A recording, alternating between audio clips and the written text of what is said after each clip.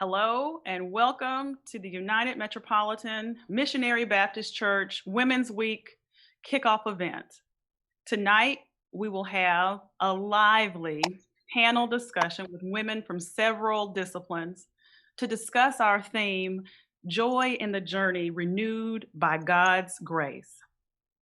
There are two guiding scriptures for this week's activities. And as we use this time for both renewal and reflection, let's remember John 15:11, which says, I have told you this so that my joy may be in you and that your joy may be complete. And James 1, verses 2 and 3, consider it pure joy, my brothers and sisters, whenever you face trials of many kinds, because you know that the testing of your faith produces perseverance. Now, I would like to introduce this very distinguished panel. First, Reverend Dr. Veronis Miles, Associate Professor of Preaching at Wellesley Theological Seminary in Washington, D.C. Reverend Dr. Linda Perkins McCrae, Licensed Clinical Social Worker Specialist at Wake Forest Baptist Health and President and CEO of Hope Counseling and Consulting Services.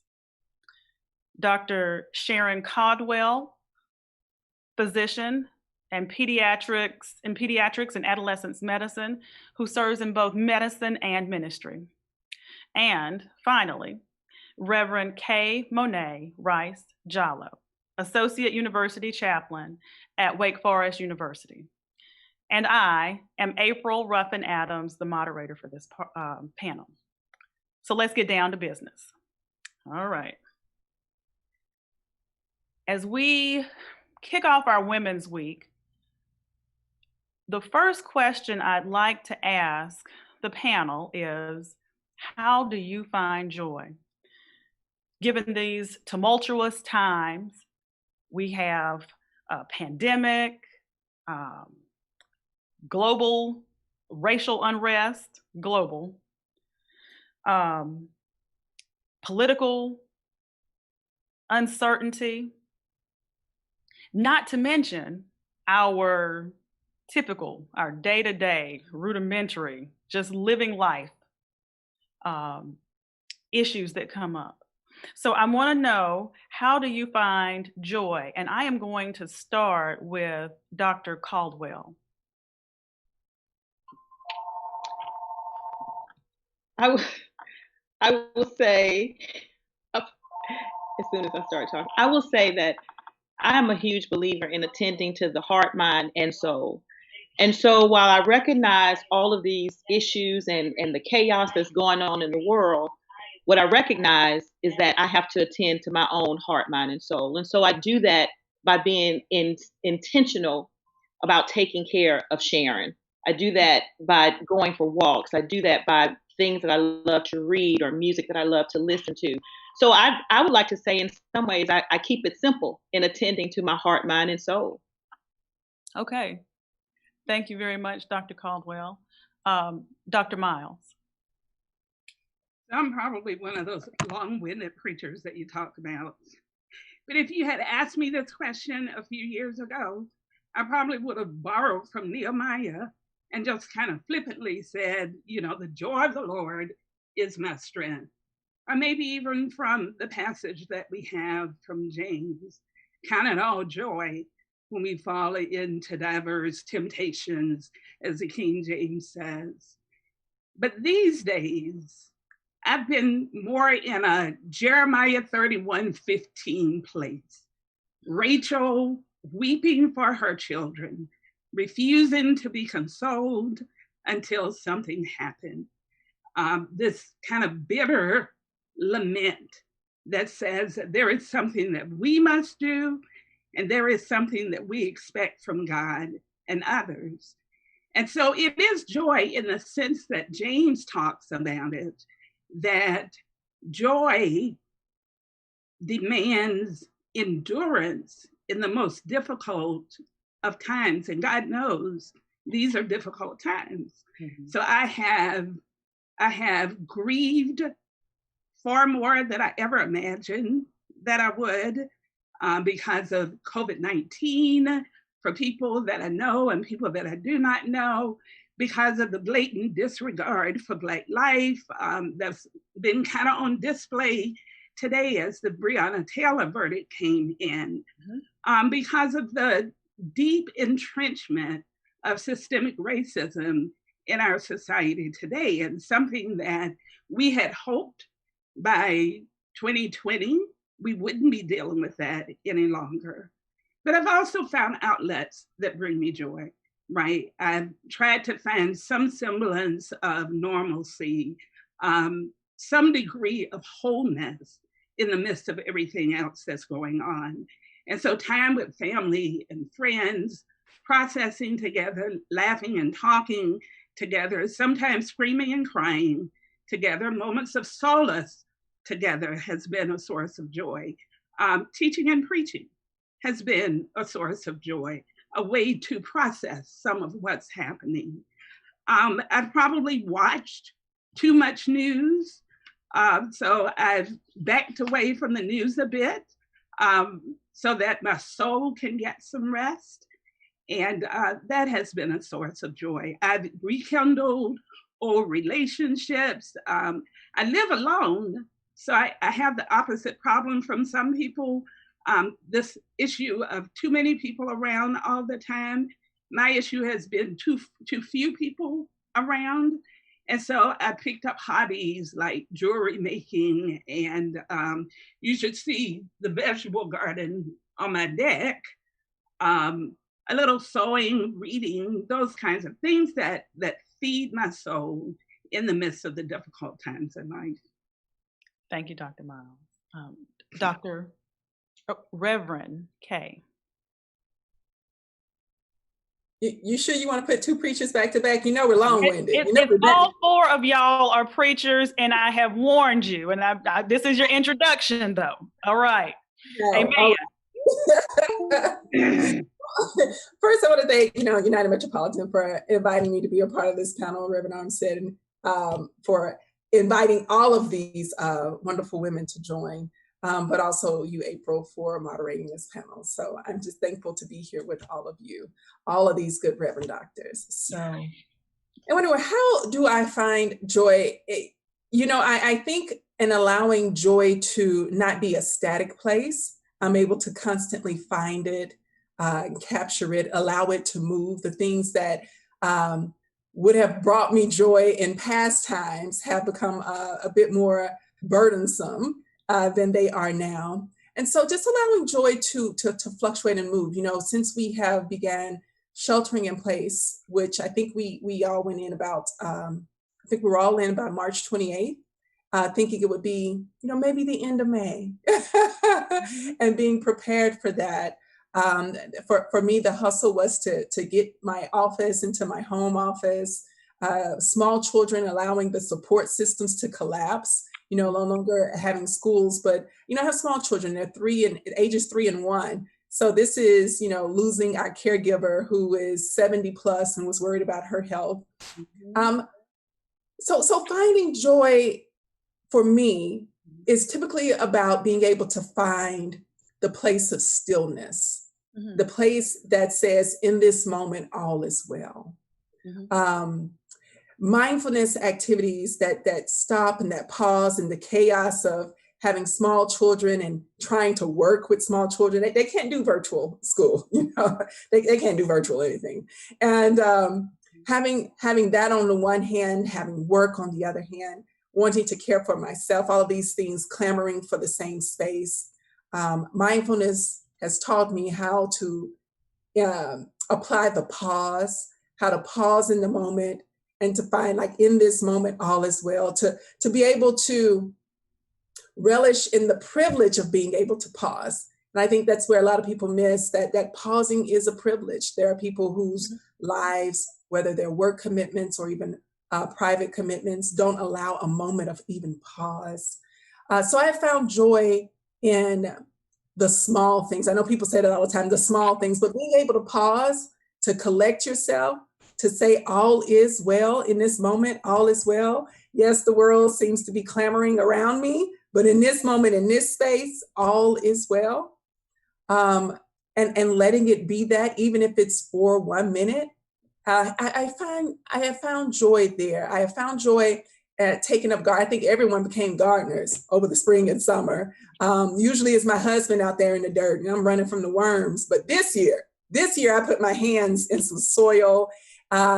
And it brought alive a scripture that has kept me in the place of peace right now, while we are dealing with double and triple pandemics, a medical pandemic, racial pandemic.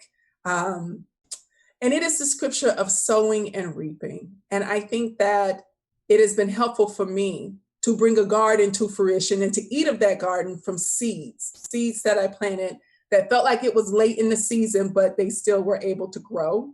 And so being able to reap the things that I sowed, but also in the sense of justice, to know that in this moment, it seems like evil has been sowing, but not reaping. It goes back to the theodicy question of why do the wicked flourish and the righteous seem to suffer? How long, Lord? And so being able to return back to the soil brings me joy, because it reminds me at some point, they being them, whoever the spiritual wickedness in high places are at whatever point in time, will indeed reap what they are sowing. And for all of the reasons, that brings me joy. That brings me a little bit of joy in the moment. Thank you. And last but not least, Dr. McCray. Wow. How do I follow my sisters up? They've said it all. Absolutely said it all. The saints would say, the old saints would say, this joy I have, the world didn't give it to me, and the world can't take it away. Mm-hmm. And that's my consolation today. I choose joy. I choose it today. I choose it every day. My own internal compass. How do I find it? I find it first and foremost through Christ. That centers me, that allows me to be, that ensures me that all is well.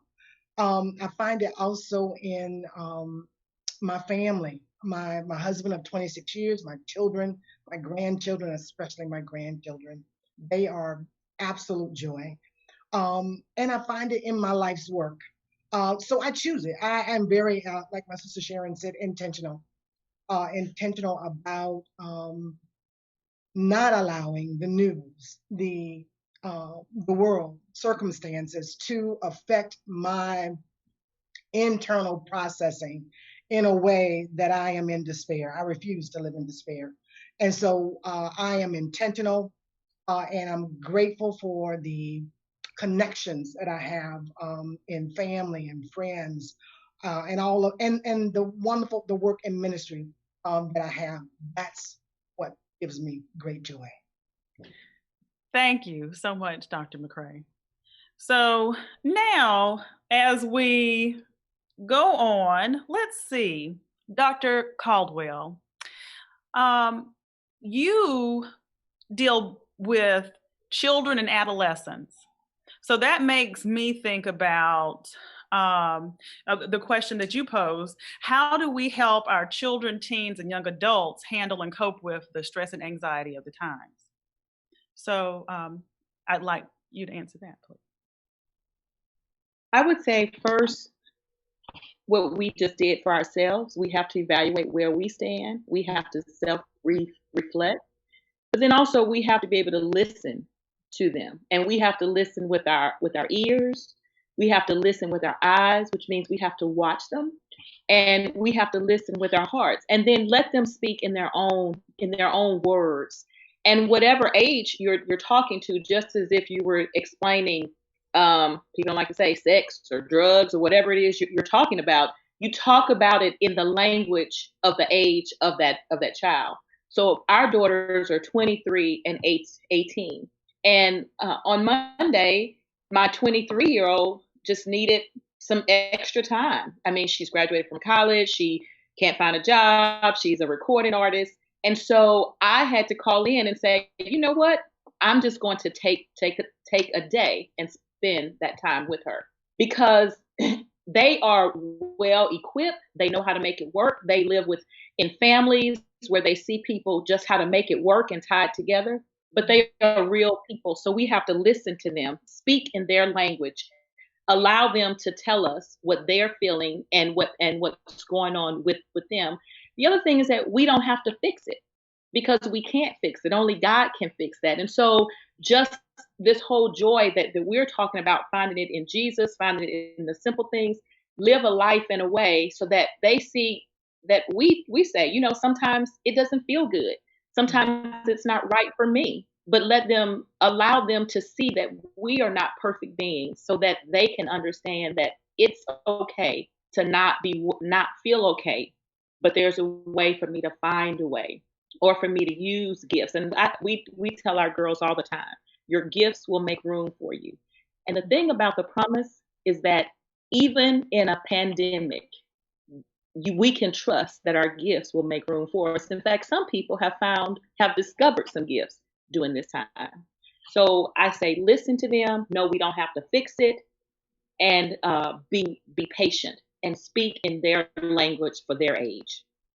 Thank you, Dr. Caldwell. You know, that makes me think about Dr. McCrae, who is our clinical social worker, and stress and anxiety, certainly, you know, the way you described it, the way we deal with our children is, you know, important for us as women. And Dr. McCrae, would you like to add anything from I think Dr. Caldwell? I can. Yes, being available to our so busy as parents, as grandparents, as aunties, uncles. We're so busy sometimes that we don't pause long enough just to give attention, real attention, and see them. So if we can see them, we can hear them. And then you're right, respond to them in the way that is most appropriate. And sometimes I admit we have to pause ourselves to figure out what that is. And so, but you know, even then, circle back to be certain that they know that they are heard, that they are cared for, that they are loved. That's what's most important. We gotta love them right where they are, entrusting them to a faithful God that sees, knows, cares, but be available to them. I think sometimes our lives are just so busy, and I'm right there. I get it. We are so busy that sometimes we miss great opportunity to really speak life to them and encourage them, and to help them see Christ in us in a way that they can accept and know the Christ in them. Thank you. Thank you, Dr. McCrae. Reverend Kay. You know, I and I definitely need some of the wisdom that's here on this panel. And I was listening to Dr. McCrae, you know, talk about giving our children the time. And so you mothers who have been where I am, speak to me, because there are some young mothers here. And let me tell you something what we don't have right now. We do not have time.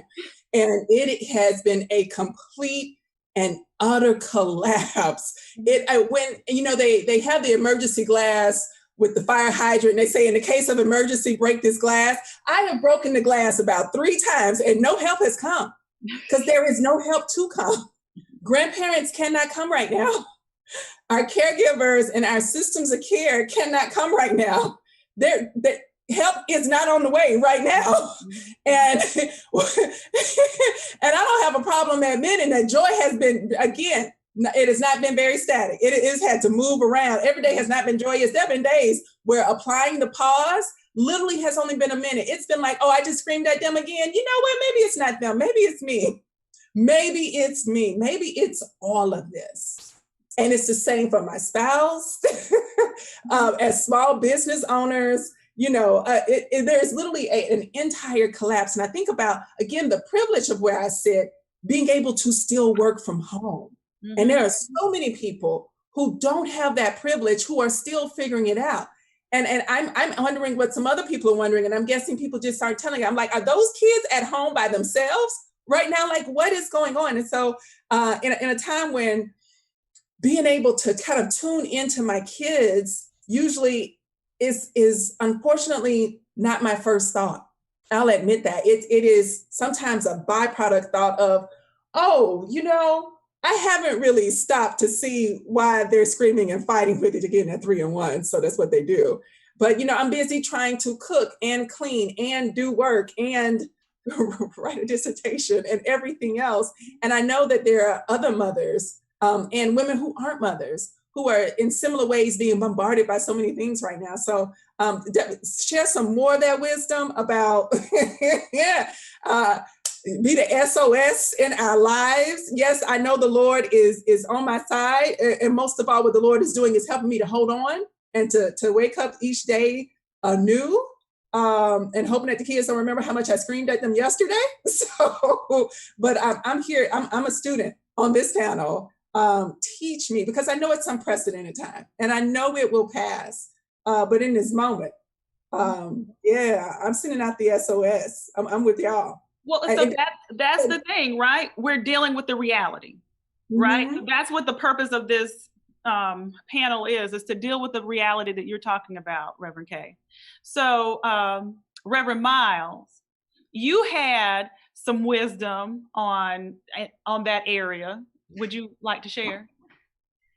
The thing that I would add is just for us to remember that as anxious as we are, as stressed out as we are, our children are experiencing and feeling the weight of everything that's going on around them as well.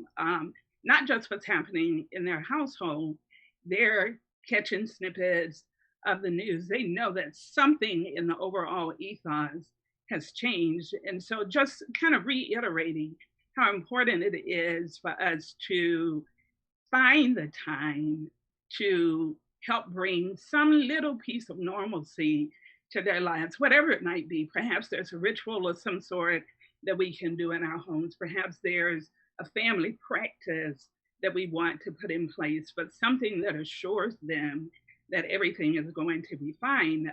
They look to their parents, and this is our teens as well as younger children. Our teens suggest to us that they're okay and they don't really need as much attention. But we know that that's just kind of a byproduct of being a teenager. The truth is that they are indeed looking for that soft place to land and that stable person in their lives. And it's parents and grandparents and other adults. But I acknowledge it's difficult. We do not have the support systems that we've had in the past. And yes, parents are trying to, I empathize with parents who are trying to do 50 different things at one time and trying to stay sane while, keeping our children in a place where they feel whole and complete. But just holding on to that idea that they are going through this alongside us. So that's a good lead in, I think, to the question of faith and fear, right? Yeah. With joy. Yeah. And how do we negotiate all of those different feelings? And it's not an either or. Yeah. It's all. It's and. Yeah. You know what? And I'm going to ask. I'm going to ask Dr. McCray. I'm going to ask Dr. McCray to talk to us first about where is our faith now, and then I'm going to go to Dr. Miles as you shape for us more about the faith and fear. Okay. Well, our faith should be in God. As Christians, it should be in God.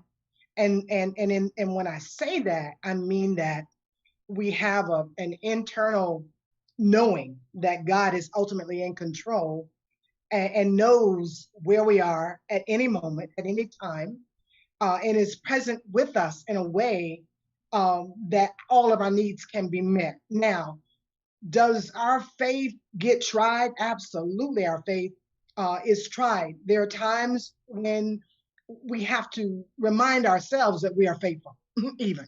Mm-hmm. And it doesn't matter who you are. It happens to all of us. Mm-hmm. Doesn't matter that you're a pastor or leader or lay person or whomever. there are times when the rug is pulled out from under your feet, and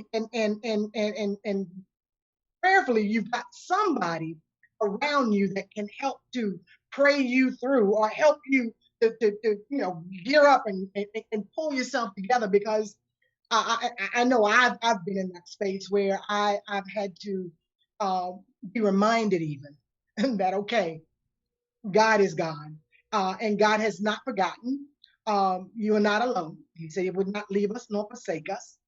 But I had to be reminded of it. Now, so for me, and I trust, for believers, our faith is in God, and that, again, that He is present, that God is present with us, and knows right where we are, what's happening to us in any moment, so that we can trust that the promises of God are sure.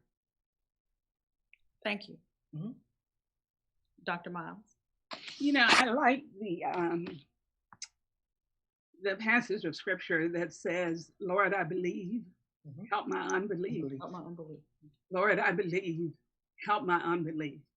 So as we were thinking about our discussion tonight, and I looked over the questions that you all initially sent out, the question of can faith and fear coexist in some form or other repeatedly showed up. So let me say that my short answer to that is yes. The short answer is yes.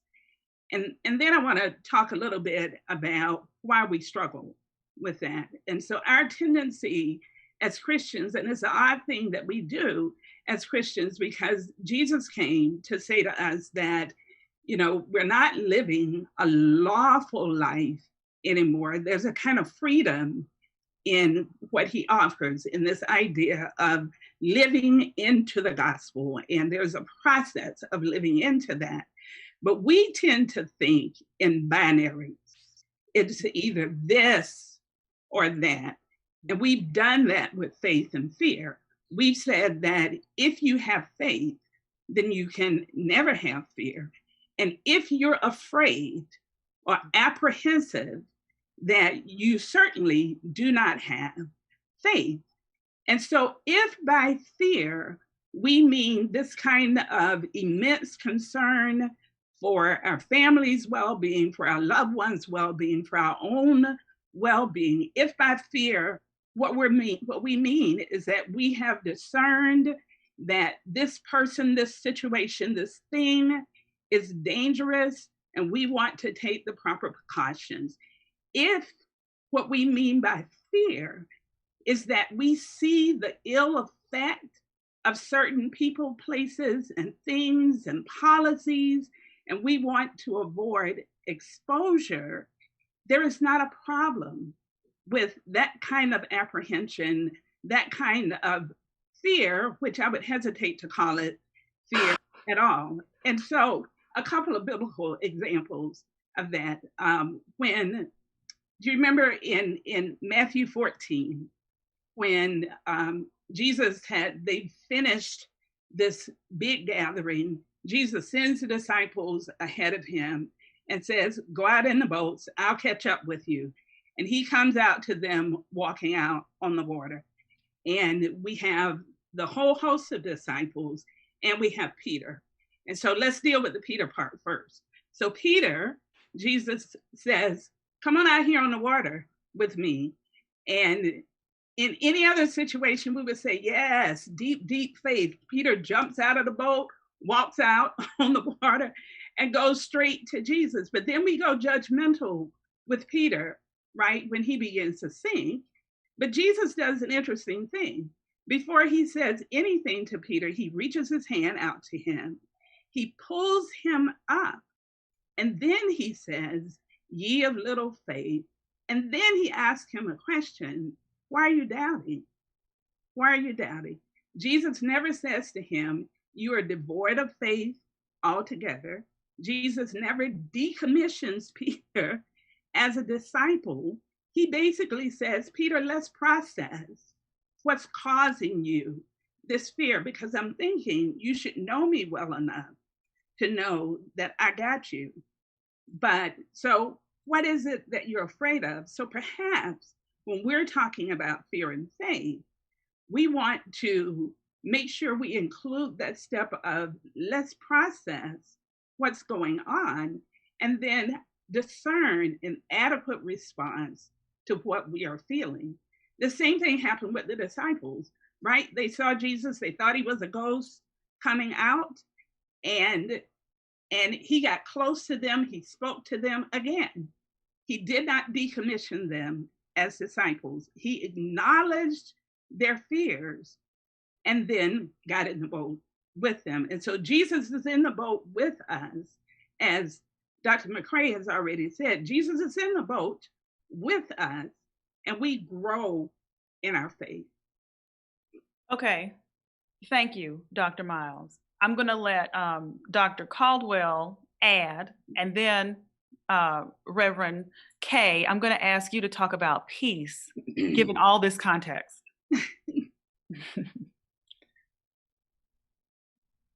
I would say one of the scriptures that I've been really focusing on is Psalms 121.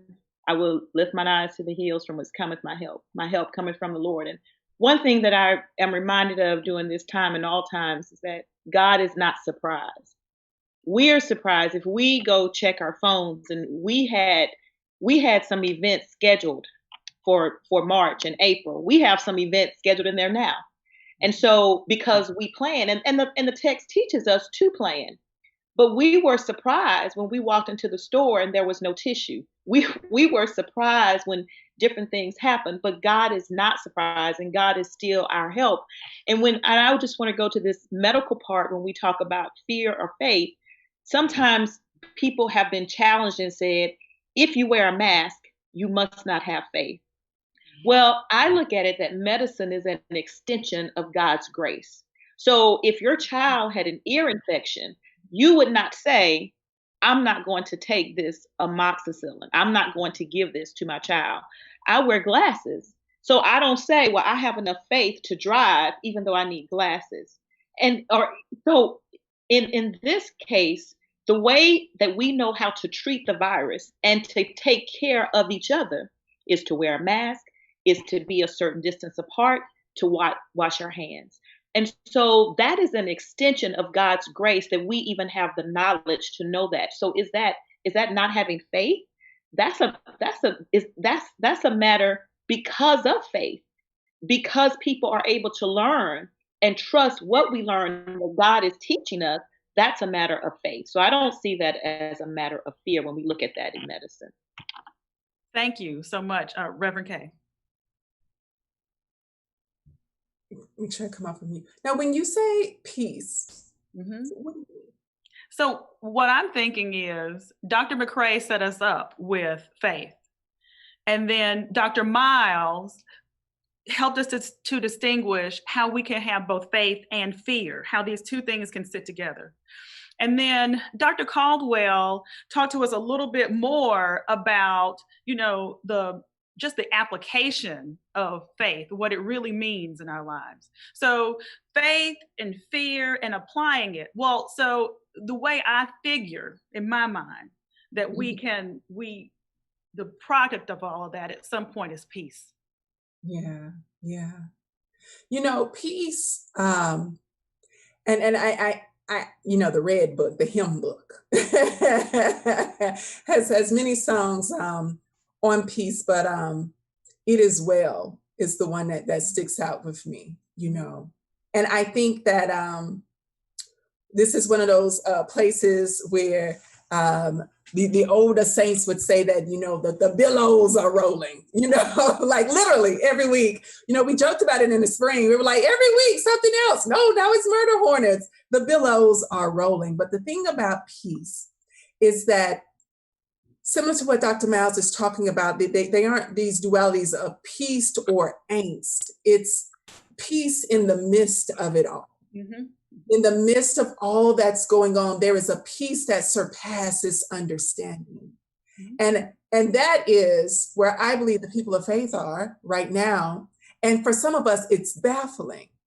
In the midst of all that's going on, there is still a peace that that is beyond our ability to articulate, that rest on our trust in the Lord, that, our hope is built on nothing less than Jesus' blood and righteousness. We dare not trust. Y'all know the song. So as we're moving through it, and we're supposed to, at least in this time, this is one of those times where, when Jesus talks about us being a city on a hill, this is one of those times where it's good to exemplify some of that peace in the midst of all the things that are collapsing around us. There still should be an element of peace that still is tinged with grief. I think it was Reverend McCray, I can't remember who said it, Reverend McCray or Reverend Caldwell, talked about, though we all had plans. Now, the Lord's not surprised by any of this. We all had plans. And there has been grief in the hearts of a lot of people when those plans, people were planning anniversary parties and birthdays and trips and getaways, graduations that weren't able to come about. And people had a lot of grief there. And too often we only know how to grieve when it is the death of a person. So we don't learn enough about grieving the loss of things, the loss of patterns, the loss of support systems. And so peace kicks in at some point, and we realize, again, all is still well. We can turn back to that place, the place of pause, the place of peace that says, in this moment, everything around me might be havoc, but I have peace in knowing that God is here with me, that God is not surprised by this, right? And that God's here with me. And that's where I draw from a place of peace. I think that's where others can be reminded that in the midst of this, find a place of peace. And I've been cultivating some spiritual practices. I personally have been cultivating spiritual practices around moving meditations. I think when people think about sitting and praying and meditating, especially for those of us now who some of those places where we could go to pray and meditate aren't available to us right now. There's somebody in every room or something to do in every room, but finding out how to cultivate a spiritual practice that includes moving and praying, moving and meditating at the same time are the things that for me afford for more peace. Thank you, Reverend Kay. So now let's bring it to some current events. Mm-hmm. Things are happening in the news, and this is one of the things that I always like to talk to my students about. Let's connect all of this to what's happening in the news. And certainly today, as we've already discussed a little bit, the Breonna Taylor, I guess the whatever the decision has been made, as difficult as that has been, we are dealing with that. We're dealing with the loss of Ruth Bader Ginsburg in the middle of this, and the political back and forth that we're dealing with that. And as some of you all have talked about, the huge looming thing is this ongoing pandemic and the how politicized it is at this point. But I guess let's begin with Breonna Taylor. As women, we are finding joy in the journey, right? And finding God's grace. And let's talk about that as we discuss, as we think about this Breonna Taylor decision. Reverend Miles, you want to start us off? Sure. I'm not sure that I have words for what I feel about that at this moment, but I do think that the passages that you chose for Women's Week are so kind of right on time for where we are, right, in talking about joy, because we tend to think of joy as laughter, as the ha-ha moment. Mm-hmm. And we've not had a whole lot of those. And today has certainly not been one of those days. A couple of days ago, when Ruth Bader Ginsburg died, that was not one of those days. And we can tick back mm-hmm. and say that we've not had a lot of those days of laughter. But what the two pieces that you chose, what they hold in common is that joy is not just a feeling, but there is a practice that grows out of joy. And in fact, when Jesus talks about bearing fruit to the kingdom, that's not a kind of overly spiritualized idea. It is the idea of making sure that we are responding to the needs of the people who are most vulnerable in our society, that we are letting our voices be heard, that we are indeed letting our light shine, not just as citizens of the United States of America, but as people who name the name of Jesus, who call ourselves Christians. And we often think of, Christianity as something that's the spiritual part of our life and everything else is secular. Mm-hmm. But the truth is that every part of our life is impacted by who we say we are as Christian people of faith. And so it is a faithful practice to protest. It is a faithful practice to respond in the ways that we can to what's going on in our world today. It is a faithful practice to call our society toward a more loving, more just, more God-infused existence, because that is who we are as Christian people of faith. We say that we live in anticipation of the kingdom or the kingdom of God, but that's concrete kind of work. And so both of these passages that talk about joy, they're talking about the concrete work that is necessary for us to have the kind of joy and peace that we're talking about. So Breonna Taylor, yes, sadness is the right response, and righteous indignation is a righteous response. And to rise up and say something and do something is a righteous response. It's not a social justice act, but it is the justice of God. All justice belongs to God.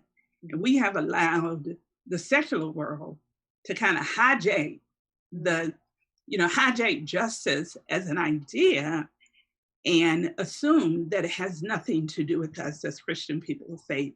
And so with Breonna Taylor and everything that's going on in our society, my hope, my desire is that as the church, we will begin to let our voices be heard a bit more than we already are. There are some pockets where, yes, people are speaking out, but so many more of us can join the conversation. Thank you. Let's go with Reverend Kay.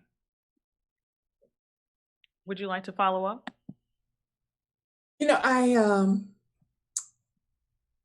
I reached out to Dr. Miles earlier to say, wow, this is timely conversation, but also a difficult one to search for in the midst of the lack of indictment around Breonna Taylor's case. That she has been relegated to being some type of collateral damage, that Black women have consistently and always in the history of these United States been collateral damage, that the lives of Black people have consistently been the collateral damage of capitalism. Yeah, I don't think there's much follow-up for me right now. I haven't gotten there yet because it is still hours new and fresh. I think that for the other senseless murders at the hands of the state that have taken place in the spring and the summer, something could be said of them, that there was like some type of reasoning people could give to try to reason away. We knew it was foolishness in the first place, but to be asleep in your own home and murdered, which sadly, this isn't even the first time. Yeah. This happened, has it been a year with Tatiana? This isn't new, and consistently Black bodies being relegated as oops, or not even oops, to the hands of capitalism and the system that's been set in place to mostly maintain Black bodies in the first place. Yeah, no, I don't have anything to add. Not okay. yet. Well, I think about that when you say Black bodies have been just relegated to this point of oops. This hasn't been something that's new, that just started. Dr. Caldwell, because this isn't something new, I guess the question that I would have for you is, I in my mind, I'm thinking about the medical field right now, right? And what does this mean for you as you practice as a medical doctor? This feeling of Black bodies and the oops of Black bodies. I'm not saying that the people in medicine have oopses with Black people all the time, but just the fact that Black people are viewed in certain ways ongoing in healthcare, and have different experiences in healthcare that seem to be complicated. That oops.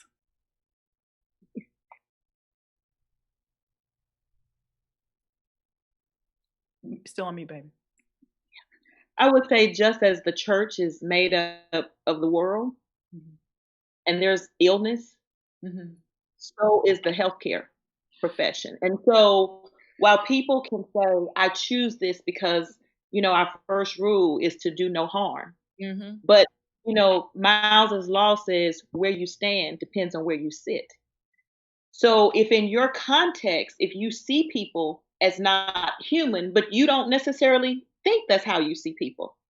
And then, and a lot of times in the health profession, these providers or nurses or whomever, they are Christian. And so remember, there are some Christians who say, this is the best that the law could do when we think about this indictment that did happen and did not happen. So even as Christian people, we can all sit on the same pew in the same church and take the same text and not come up with the same answer.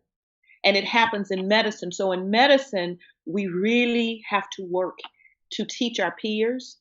We really have to work to be an example to our peers, and we have to be willing to use our voices and use the space. And remember that when we have access to the table, it is we cannot be afraid to use that influence and power that we have when we get the opportunity to sit at the table.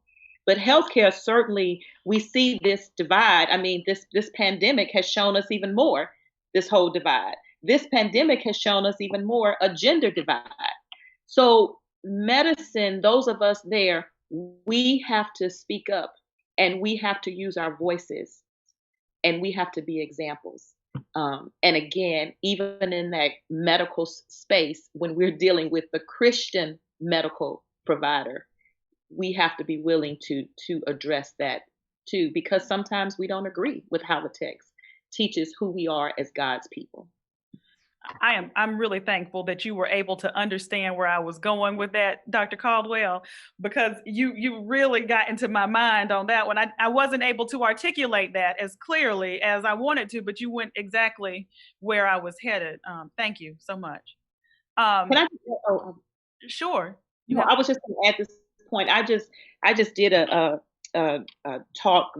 We're doing some truth telling at work, and I did a story. They said share a story where something has happened to you, and it's like, well, pick a story because you could pick from so many. But in the end of telling my story, I said, but I thought about my maternal grandmother who was born in 1902, who lived most of her life in a country that gave permission for her to be disrespected. And so even as we look at 2020, there are things that are happening in our country where our country gives permission for us to be mistreated. And this is one example when we think about Breonna Taylor. Exactly. I certainly, I agree with you. Thank you. That's very powerful. Dr. McRae, would you like to add anything to this part of the discussion? Well, let me say I'm angry. Let me say that I'm frustrated, but I'm also motivated. I'm motivated to be more and to do more. I too think that to whom much is given, much is required. And so we are obligated in a way to speak truth to power, to cry loud and spare not. And I just, it's just motivating me the more, again, to be and do more, because there's more obviously that needs to be done. I try not to watch too much news because I do. I get angry when it's blatant disregard, uh, blatant, and so there is so much work, and yes, and in many cases it will be on the shoulders of Black women, and so we will be the ones that will teach our children how to be, where to be, what to do, what to say, how to stand, how to position themselves. And so, yeah, today I gave pause, but I can't help but feel the way that I feel about this. And I tell my clients, you know, anger is just an emotion, right? So it doesn't have to be volatile. It doesn't have to be demonstrative, but it can do some stuff if you let it. That's not necessarily negative. So I'm saying all of that to say that there is so much work that we will need to shoulder. And this today just gave, it's just proof of it, that there's so much more that we need to do. April, can I just kind of press a point a little bit? Agreeing with everything that everybody has said, I was listening to the conversation and thinking about the Black church more generally and about the history of the Black church. The Black church has a rich, rich legacy of being at the forefront of the struggles for justice, for freedom, for liberation, for people to have whole and complete lives without regard to race and all of the other things that that tend to divide us. And so where we are right now, the kind of blatant disregard for Black life, we're in the midst of a global pandemic. In this country, we are in the midst of a presidential election and elections in general that will chart the course for this country for many years to come. And it is time for us as Christian people of faith and as African American Christians to reclaim our legacy of fighting for justice and liberation and wholeness for all people. And I think we have in some spaces, not all spaces, and I want to be really careful to say that because there are some pastors and congregations who are certainly on the forefront. There are people who are taking manifold risks in order to stand for what is right. And as Reverend Dr. McCrae was saying, speaking truth to power. I think you said that. Speaking truth to the powerful. One of the things that I like about that whole Jeremiah idea of speaking truth to the powerful, what he also did was to call everyday people to task. And I think that that is part of the opportunity that we have as a church to mobilize everyday people to not just talk about something, but as that commercial says, be about something, to really become active and to do it from the places in which we sit right now. All of us on this panel occupy spaces of privilege. We stand in spaces that other people may not have the opportunity to stand. And so we work from where we are. So many others have the opportunity to do that as well. In the Black community, we used to say each one reach one.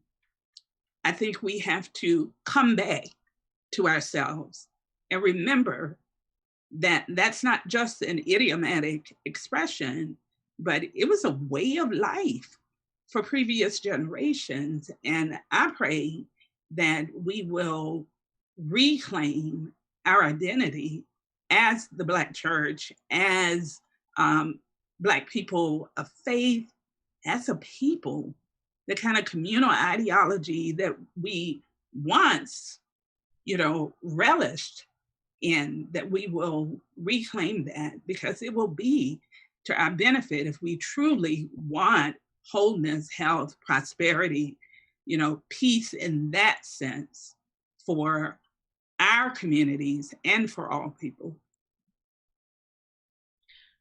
You make a good point, Dr. Miles, that, we need to be able to turn this into something that we can actually do. So I want you all to think about that a little bit. In this moment, how do we address these social justice issues as women, as Black women, and Black women in the church? What is our role exactly? So what, if you could think of one thing, what would you say we can do as Black women? Reverend Kay, I'm gonna start with you. I want to start with you. So this is one thing. All right. That's a good place to start so they can clean it up. We've been doing. Black women have been doing in the church. There's a whole gamut of things that we've been doing. The question for me is how we're going to keep doing, because Black women are tired right now. And I think that's what we continuously articulate. We're like, I'm tired, not just physically tired, my soul is tired. So what one thing are we going to do what? Renew our strength to keep doing what we've been doing? I think that white America, some people in white America who identify as white and participate in white systems are starting to call out to Black women, it's gonna take you to save us. And we're like, save yourselves, call your knitting group and save yourselves. Black women have been doing. I'm done. Oh my, I'm sorry, I didn't even have my mute button ready. All right, thank you. All right, Dr. Caldwell. I will say, having daughters who are 23 and 18 who have a voice, the older teaching the younger and walking with them and helping them to use their voices in a powerful way. So I would say that's one thing that we can do, because we're so used to telling the children to kind of go to the side. We need to let those children speak. We need to hear them. And so that is one thing, that we can listen to them, because they are all about the vote. They are not afraid to speak. So that's one thing we can do, learning the older and the younger working together. Thank you, Dr. Caldwell. Dr. McCrae. I would say almost the same thing Dr. Caldwell just said, is teaching and mentoring, starting with my family, my daughters, my granddaughters, but also other young women, giving them the necessary tools, the tools that they're going to need to be successful, because it is a difficult charge. And we need to also, be that safe place that they can come to when they too are frustrated, when they're angry, that there is not judgment, but that we are accepting and loving and encouraging, that they can continue to stand. So teach and mentor. Wonderful. Now, Dr. Miles, you're the one who started us at this point in the conversation. Do you have a concrete one thing that you think we can do as Black women? Okay, I promise it's one thing.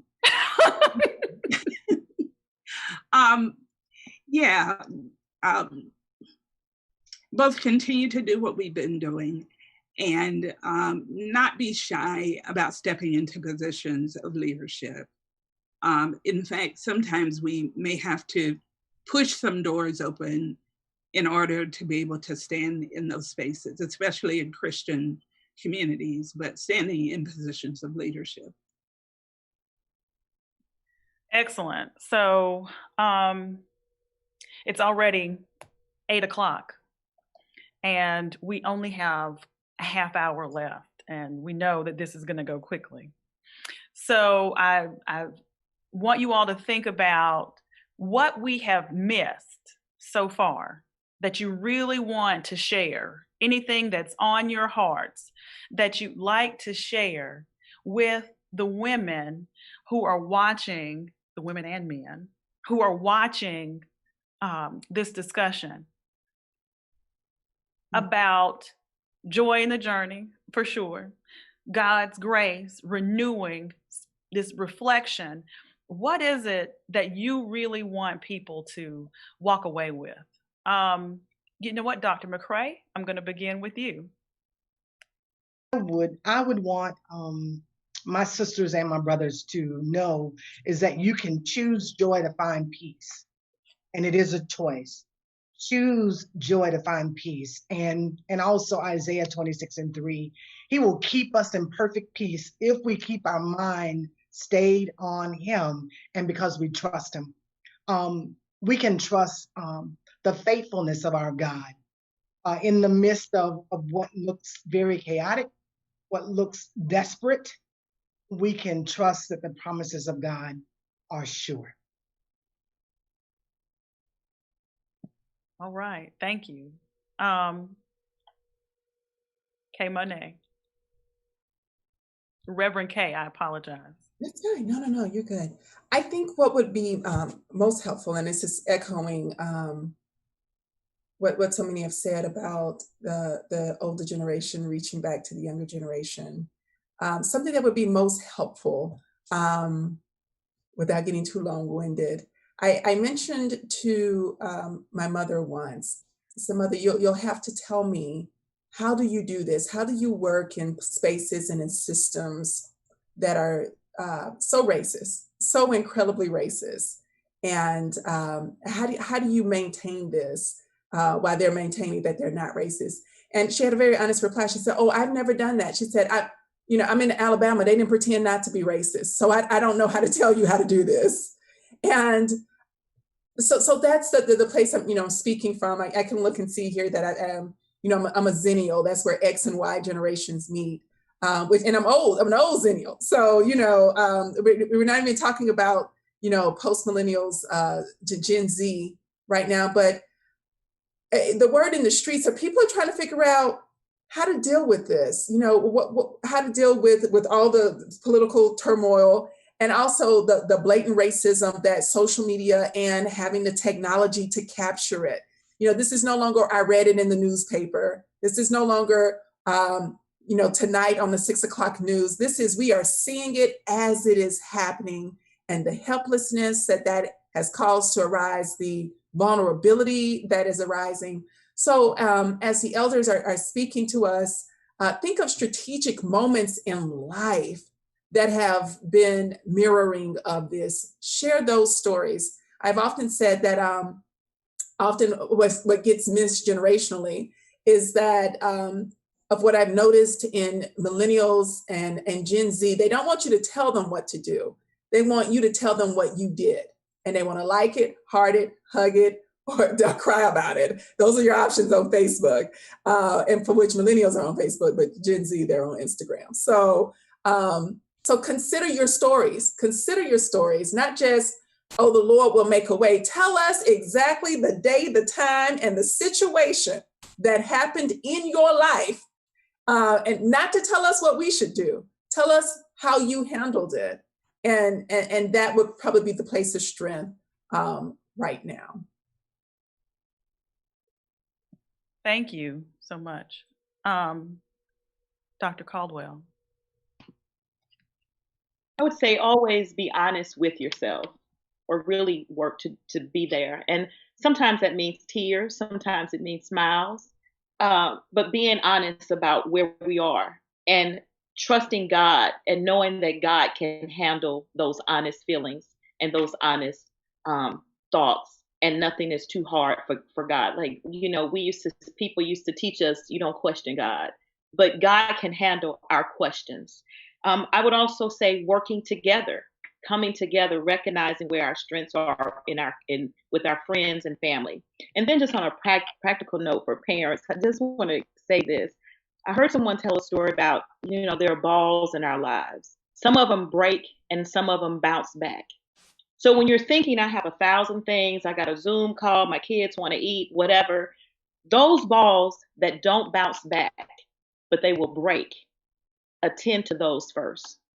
Those balls that they're going to bounce back. The dishes are going to bounce back. The clothes are going to bounce back.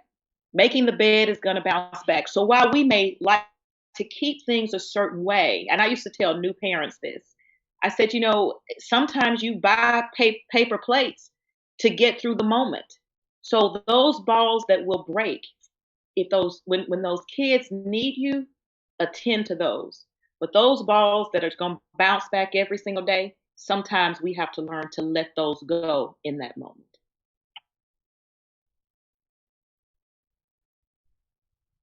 Amen. Dr. Miles, what would you like to add? Yeah, I think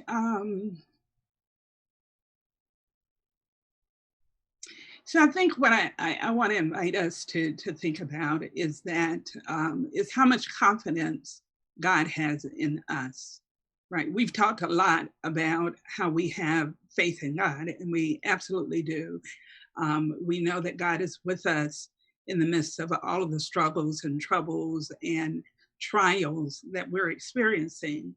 But we also serve a God who has absolute confidence in us. And we see that in a few places. We see it in the idea that the God of creation, after creating humans, said, you know what, I need you to care for what I've created. And then in Jesus's life and ministry, we read Matthew 5 and we read right past that. But it is pretty awesome that he says to us that you are the light of the world. You are the salt of the earth, which means that we can change things for the better. When we step into a space, when we work in a space, then we can create change. And so I would hope that both as Christians and as human beings, that we not forget that God has absolute confidence in us. We are so much more than we permit ourselves to be most of the time. And I live in anticipation of the moment when we, and I'm saying we, because I don't have this down, when we realize the greatness with which God created us and the part that we can play in making our world what we want it to be. So this is a wonderful conversation, and we've discussed a lot. One of the things that I don't feel like we hit on that much is while we live in this world of both spirit and humanity, right? Right. We've talked a lot about how we handle things spiritually, but our humanity is one of the things. As Black women, Dr. Caldwell, I know our health is one of the biggest things that can causes us an issue, right? Because Black women, we experience things differently. We get sick earlier, right, and more dramatically, and so what are you all doing? I know, Reverend Kay, you've mentioned it some, but what are you doing to preserve your physical body as you deal with, preserving your spirituality? What are you doing to preserve the human body that you have? Let's see. Dr. Caldwell, I'll let you go first. I will say I really enjoy working out, and so I was at the gym, maybe depending on the week, sometimes up to 6 times a week before COVID hit.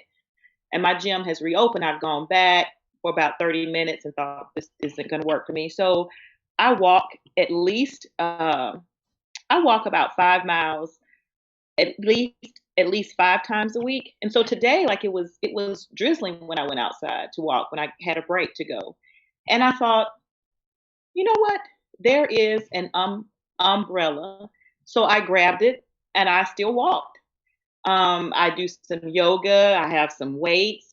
I've found a way to make sure that what I'm eating, because when this whole thing started, we all were eating like it was Thanksgiving and Christmas. So I had to become aware. Wait a minute, this is going on a little longer than 2 weeks. So I had to become aware of that, and I make sure that I tell parents, buy good food, cook good food, offer good food. And so we had to become aware of that, of not thinking that this is like Christmas and we're going to be here for a week and you're going to eat the way you want to eat. So I've kept those things up. I have to work more on my sleep, but and calling it what it is, acknowledging those feelings for where they are, but making sure that I'm working out, making sure that I'm eating, making sure that I'm drinking my water, and spending that family time together. Laughter is really good for the soul. So when we can fit that in, we can come together, making sure that we're doing all of those things. Wonderful. Reverend Kay? Yes, I'm a holistic well-being person, mind, body, and spirit. And so physical activity is always a must, for me. So one of the things that COVID has given me back when we've been sheltering in place and working from home is I've gotten back commuting time. And with commuting time returned, I've been able to find those moments where I can work out. So I try to first thing in the morning get up and go for a run, and I enjoy that.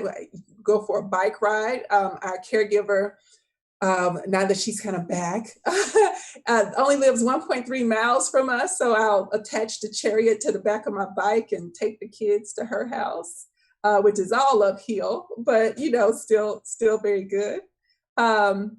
Gardening is quite physical, so I get in there and pull the weeds and maintain those things. So just making sure I get outside to get some air. Anytime I feel, for me, anxiety raising or as though I can't catch my breath, I go outside, make sure I let my feet touch the soil, make sure I just catch my breath, not that the weather is shifting. I have an outdoor office, also known as a fold-up chair and a table, and I just move it outside. We got an internet booster, so I just put it right on the edge and it will boost to outside. So we just soak up some of the sun. So those are some of the things that I've been doing. When COVID first hit, my stress response is to conserve. So I was able to practice some intermittent fasting so that the narrative would not be, oh, I'm so stressed, I'm not eating. I was like, nope, I will lean into this narrative and I will just fast. So not so much that it gave control as it gave me a bit more of a grounding in what was happening so that it wasn't happening to me. I was participating and moving kind of in the rhythm of what was. So that's been good. Thank you. Dr. McCray? Well, I would say when the pandemic started, there was the initial, for me, all of the comfort foods. And I recognized this, oh my God, I got to stop this. So I began to, of course, stop all the fattening food and began to think about my food choices. My work did not stop, and actually has become even the more. And so I have to be intentional about finding a space of rest, a space of that stop. I've not for the last 2 weeks, I've joined a boot camp. So I've gotten back. It's been years actually since I've worked out the way that I should work out. So I've joined a boot camp and I've been enjoying that for the past 3 weeks, actually, 3 weeks. Missed tonight because of the panel, But I'm enjoying getting back in touch with my physical health in a way that I know is necessary. But I think how I have managed during this pandemic mostly is that um, uh, I work hard, but I do play hard. So when I stop, I stop. And I can put the phone away, I can close the computer down and get away from these things that can keep coming all the time.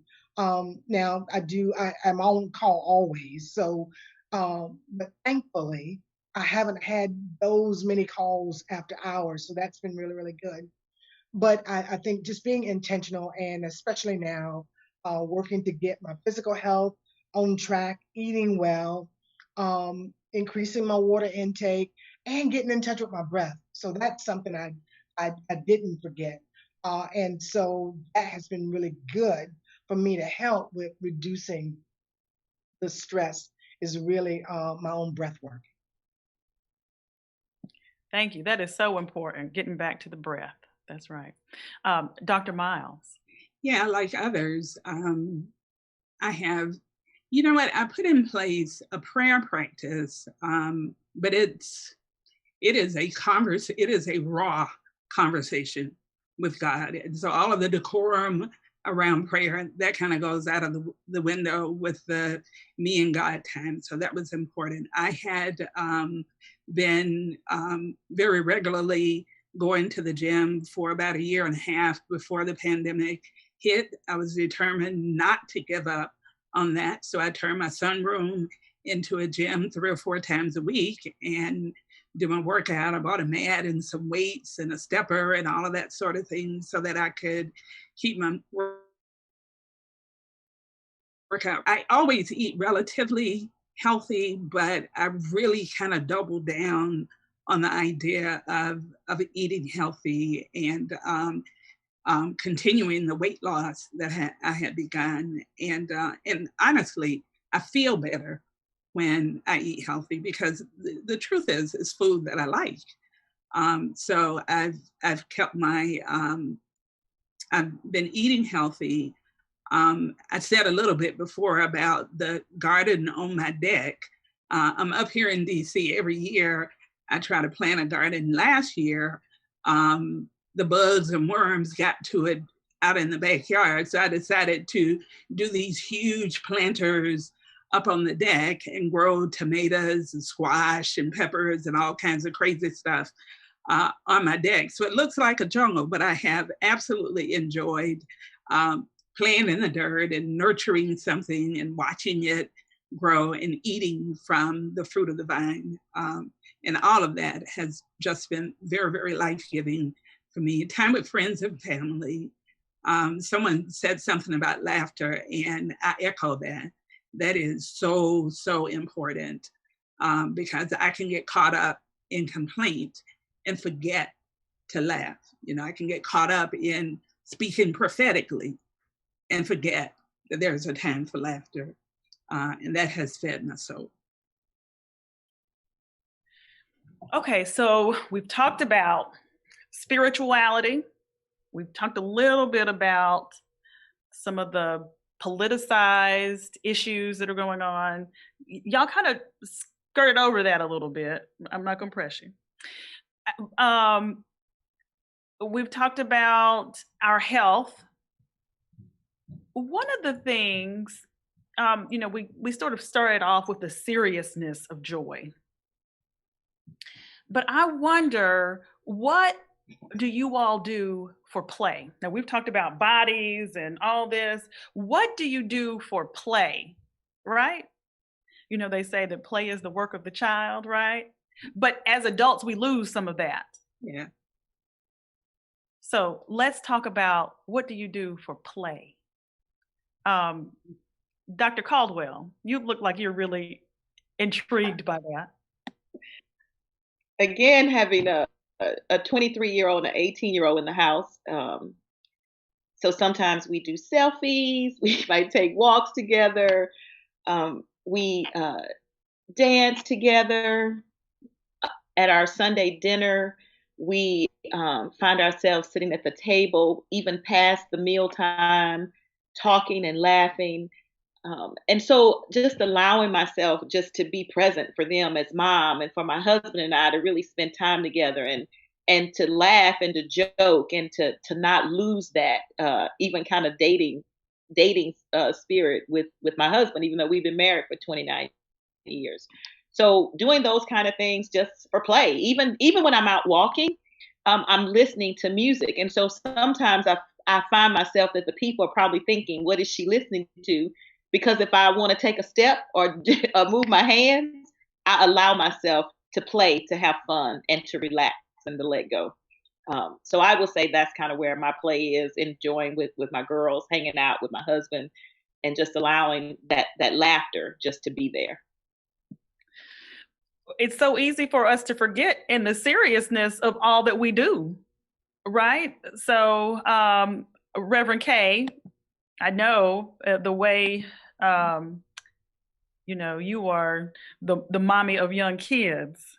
Yeah, the Rice Jollos are committed to our playtime. So, we found, hiking. We were hiking already, but hiking is a really good socially distant activity that didn't shut down. But every Friday we have these dance parties. My kids have figured out how to ask Alexa to play a certain playlist that is a dance party, and there is a song called "It's Raining Tacos," and you would think my kids grew up in the club. I mean, spin and twirl, and my husband and I just get right there with them, and we're just going. We work up a sweat. It is so fun. Between that and watching them play hide and seek, and they're horrible at it. They are utterly horrible. So I have to continue to still look for them, even though I can see them like in plain view. It's been healthy play. And again, and the reason I created an outside office was so that they could play while I work, and run around. We live in a cul-de-sac, so that's easy to just kind of let them go and let them be, but making sure I take time to play. And that's something for any of mothers of young children who are listening. It's a decision I made well before this time period. I noticed that daddy would be outside playing with the kids and everyone's laughing, and I'm inside folding clothes or washing dishes, those balls that are just going to bounce back, managing all of those things. And I made a commitment a couple of years ago. I said, I'm going to hire somebody to clean this house because somebody can do that. And I'm going to go outside and play. So, it's always fun now when I hear the kids say, "Oh, mommy's the fun one." And I'm like, yes, because mothers often lose that, So yeah, we play. Excellent. Dr. McCrae, what's your play? Well, I have a pretty big family. So my bubble's pretty big. 8 kids, we're a blended family. I have 11 grandchildren. So my play is family time, and I have a lot of it. We just this past Sunday morning had brunch, and it was fabulous. It's always great when my children and my grandchildren are about. I absolutely love and enjoy cooking for them and having those times of intimate conversation around our own family stuff, world stuff, just having those talks. Absolutely love them. And so I think that the way that I have been, the size of my family, of course, but also I recognize that I tend to be very serious, and so thankfully I married a husband that my husband is absolutely hilarious and helps me to not take myself so seriously, which is great. I also enjoy action movies, thrillers, and that's kind of my way of taking it all, letting it all kind of hang loose. And I absolutely enjoy music as well. Excellent. And Reverend Miles, I hate to cut you off and make you really, really, really brief, but if you don't mind. Okay. Music and dancing. I've made a few trips to Florida to see family, and I absolutely hang out when I'm in Florida. I keep my circle very small here, but we get together with friends for dinner or just to kind of hang out and play games or whatever. So small circle, lots of fun, lots of laughing, playtime. Wonderful. Now, as we end, I just got a special request to see if you could very quickly, okay, we are at 8:25, and we are going to show a video of Dr. Caldwell's daughter. But I want you, do you all have any burning words of encouragement for people as we leave? And we just need like 30 seconds or less. Okay, I'll go. Uh-huh. I'll go since my mic is on. So I say again, be encouraged. Know that God has absolute confidence in you, and you already have within you what is necessary to face the challenge of this moment. Thank you. Reverend Dr. McCray. I would also add, be mindful of what you are thinking about. Your thoughts affect how you feel, which then affects how you behave. So I want to just encourage us to think on those things that are good, lovely, just, positive, all of those good things. Think on those things and trust God. Thank you. Reverend Kay. To find your people and hold tight to them, to use this technology that we've been cultivating for work purposes, to connect with people who have been phenomenal and foundational in your life, to just stay connected with the people who can keep you connected and grounded with God. And finally, Dr. Caldwell, and you can introduce the video when you finish. I would say be encouraged, stay strong, stay connected, and know that you have people and family and friends, and know that we can always depend on God. The video is All You Need, Transforming Love. And so I want us to end on a high note, but I also want us to end on a realistic note. We sadly heard these words. I heard these words. Mommy, I was sexually assaulted. And 5 years ago, this month, our older daughter was a freshman in college, and she was assaulted. There was an attempted rape.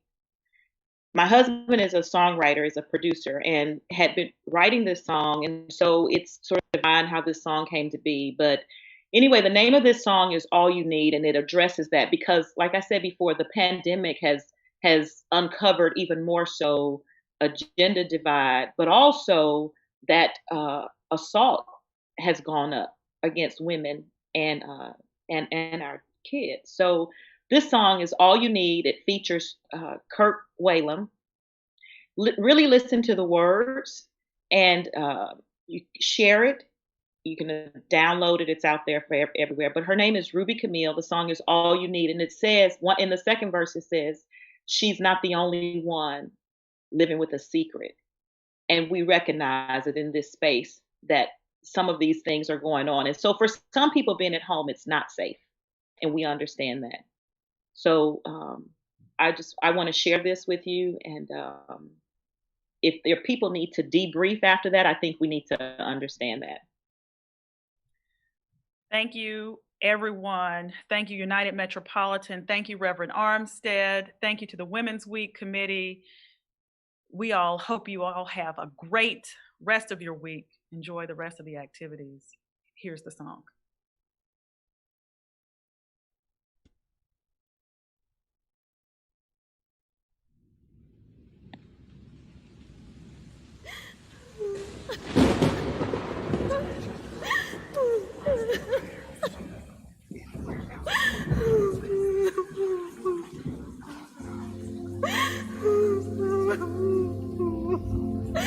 She was standing all alone that night, shaking from what happened. Couldn't find a smile to fake the pain deep inside. Wasn't right, she had to fight him off. Why'd it have to happen? Now she has to live with the scars that she can't deny. Only one answer can change this story. Only one hope is. Sounds like we need love.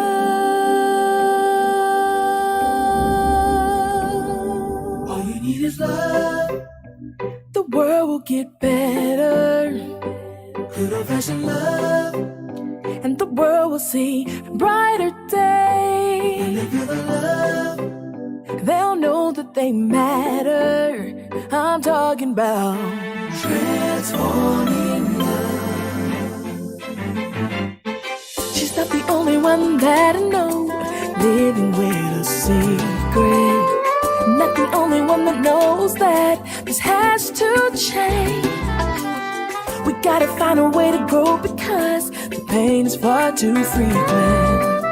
They're gonna need a rainbow after all this rain. Only one answer can change the story. Only one hope. Sounds like we need love. We need love. All you need is love. The world will get better. Difficulty. And the world will see brighter days. If you would like to find they'll know that they matter. it is I'm All You talking Need. I'm talking about. Yeah, it's free to Camille. It's on all major online platforms. All You Need, Transforming Love. But you can see that video on her Facebook page at UMMBC.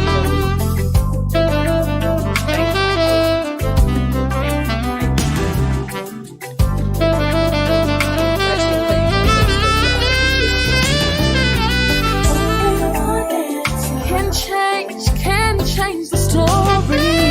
Only one hope is. We need love. The world will get better. And the world will see brighter days. Oh, I know they'll know that they matter. I'm talking about transforming love. All we need is love. And the world will get better. And we'll see brighter days. They will know that they matter. I'm talking about transforming love. I'm talking about transforming love.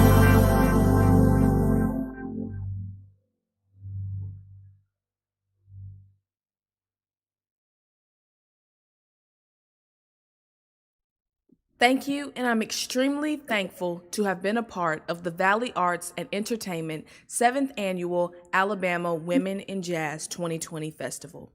Remember to go download my debut album, RC1, and my recent releases, Who Knew, My Mama, and hashtag Summer 2020. They are on all major online platforms. Go subscribe to my YouTube channel and follow me on all my social media platforms at Ruby Camille Music. Once again, thank you, and remember to keep supporting your women in jazz.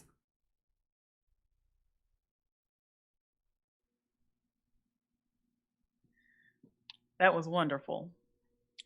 Again, thank you, everyone. This has been a wonderful panel. You all are amazing.